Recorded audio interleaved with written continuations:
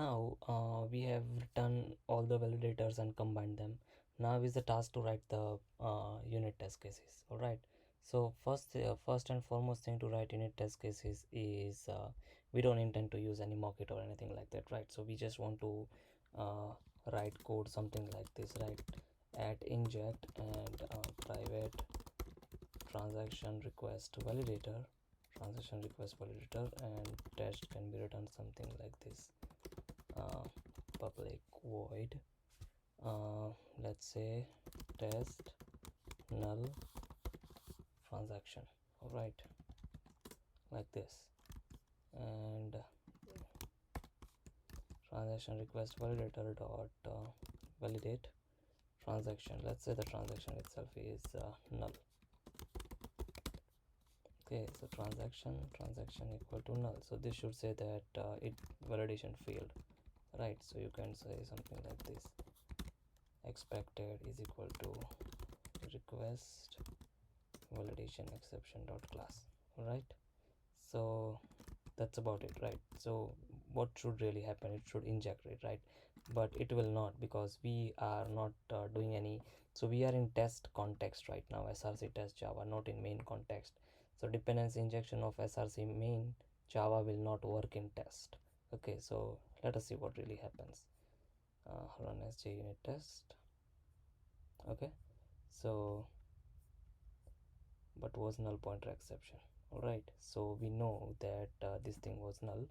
But if you want to verify, what you can do is do something like this: debug as unit test, and this transaction request null, and transaction request validator itself is null. All right, so this will result in null pointer exception. So now what? How can we really do that? So one interesting way to do this is you can annotate the test class with run with annotation, and you can provide the class that you want to run it with. So you can say spring junit for class runner. So this is very interesting class, right? It enables test context, and in test context you can have dependency injection and all those fancy things that Spring has implemented. So you can use that, right? But in order to have that dependency injection, you need to create a config class, or you can just provide everything over here. But usually what I do is you can provide something like this: context configuration, and you can say class is equal to test config dot class. Now I've already created this class, but this class is empty right now. Okay, so now we have to what we have to do is we just have to take details of dependency injection. So how can we do that? So you can say component scan. Okay, so it will scan everything under that package, all the dependency injection targets and everything. And what we want is okay, what we want is the main package name. All right, so inside this package dot star, right? So dot api will be scanned, as well as dot impl will be scanned, so everything will be here, right? So that's it, that is about it. You don't need anything else, right? So let us run the validator again. Sorry, this guy. Okay, and let us see whether it is injecting everything that we need or not. So all right, now we are at the place. So transaction request validator is injected. Over here we can see transaction request validator. Okay, and in validation function you can see transaction validator injected, invoice validator injected, and item validator injected in the sequence that we want. All right, so now let us just run and see whether this task is passing or not. It should ideally pass, because request object is null. So see, our test case really passed. Now what should we do next? Next is, let us write additional test cases and see how this really works, right? So we already tested for null transaction, so let us test it for another condition, right? That invoice is null, right? And if that is the case, then we have to expect that it will again fill with request validation exception, right? And let's do this: public void test null invoice. Okay, so transaction equal to, let's create new transaction dot of, we are not checking customer or merchant, right? So let us just keep it null. It's completely fine to keep this thing null. Okay, and we'll keep invoice also null. create local variable name invoice, and we'll set it to null. Okay, now we'll run the same request dot validate transaction. So this should again fail with this particular exception. Run as test null invoice. So yes, that this unit test case also passed, so our invoice validation is also successful. Let us go ahead and write test null item. Okay, so let us go to item validator and see what we already did. So we are checking that if this items list of items is empty, then we provide this no items validator error data, which means that validation failed. Or if any item's price is null, then also we fail. All right, so let us check that also. So we have invoice, and let's create new invoice. Invoice dot of, let's say local dot now itself. Let's not get into any other details. Item dot of item name is equal to, let's say, some toy, and the item price can be money dot of currency, currency currency dot USD, and the value can be big decimal dot 10. Okay, let us just make this thing a little bit better so we can understand what we are really trying to do over here. So item of list, this is list, right? So arrays oh,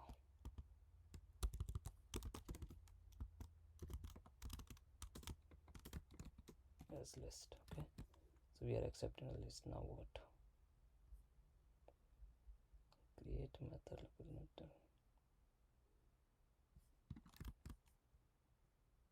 item dot of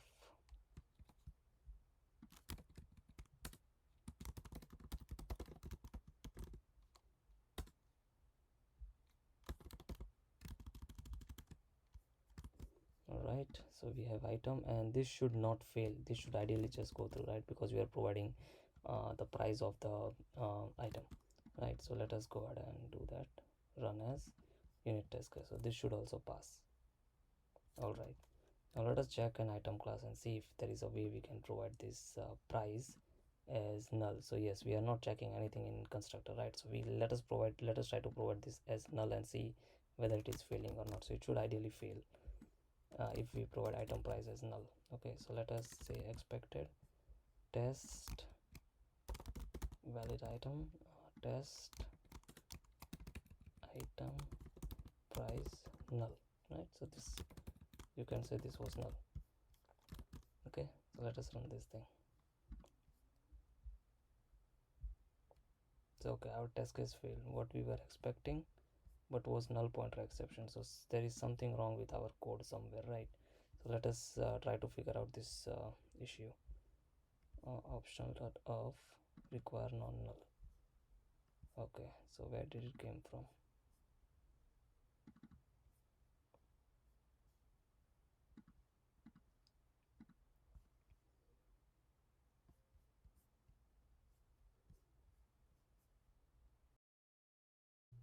Look at this method, filter is null, so whatever null elements are there, it will be filtered, right? So in next stage we are trying to say find any, and as soon as you do that, find any returns an optional. Okay, internally find any uses optional classes static factory method called as off. Now the problem over here is that if the value is null, then it will fail with null pointer exception. Okay, so we are expecting this method to fail with null pointer exception, which is bug in the code, right? So let us try that. So there you go. So this particular method fails with null pointer exception. So now we have to go ahead and refactor this code. So how can you really refactor it? So you can just say that just iterate through items and find the null elements, and if that null elements is not equal to transactions items, then based on that comparison you can say whether to return empty list or to return no amount validation error. So let us try to write that. So first we'll just go ahead and remove this thing, and we'll just return the count from here. So is, let's say, non-null, so whatever is not null, get me the count of that. Okay, so when you do this it will say new field, oh man, why do I do it every time, long count. Okay, so these are non-null fields. Okay, so you can say something like this: if count is not equal to transaction dot invoice dot items dot size, which that means that something was filtered out. Okay, that means that non-null elements uh, are there as well as null elements are there, right? So you would say that if count is not equal to this size, then what you want to do is you want to return a count. Let's say count is equal to, let's make it simple, then you say collections dot empty list, which means that everything is fine. Else what you have to do is you have to provide no amounts list, which means that amount was not present because you are checking for that item price non null. All right, so let us come over here in transaction test, and now we expect this test case to pass. Let us run it. So there you go, the test case passed. So one thing to understand over here, that the code that I wrote initially had a bug, and based on had a bug, and based on our unit test case we were able to fix it. So that's about it on writing validators using Spring Injection. In next video I will show you how to write validators using tuples. So it's a different way to write validations, and it doesn't use any kind of Spring dependency injection or anything like that, just plain simple Java. And the good part about that particular validators is you can create those validators on the fly and add them as many as you can. In Spring you have to extend to from this interface, write a class, provide a dependency injection, everything like that. If you want a very simplistic approach, and if you are not using Spring framework, then you can use those kind of validators. All right, so in next video we will discuss about that.